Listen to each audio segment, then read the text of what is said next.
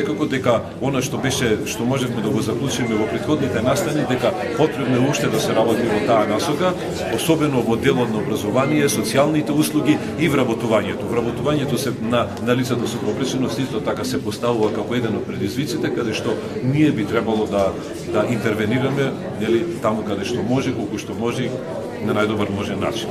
На Агенцијата за вработување, Централниот регистар, оние луѓе започнавме од оние кои што веќе се во системот, односно во делот на оние заштитени друштва кои што функционираат денеска, кои што државата одвоила за повратното на нивниот ДДВ за нивното вработување, и предонесите одвоила повеќе од 1 милиарда денари годишно, за да ги субвенционира токму овие предпријатија, заштитени друштва и бизниси кои што се во Македонија.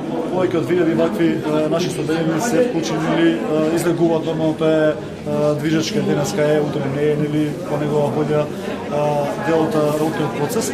Така да и тука ќе предвидиме одредени промени, затоа ја правиме оваа анализа, да видиме колку денешниот систем е функционален, колку овие пари кои што ги одвоила државата негде повеќе од 1 милиарда денари на годишно ниво се употребливи.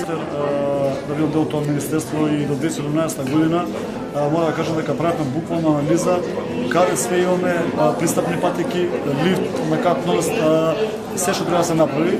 За жал, низ годините тоа не го зборам за државните институции, општинските државните институции, јавните кои што државата ги се под надлежност на државата.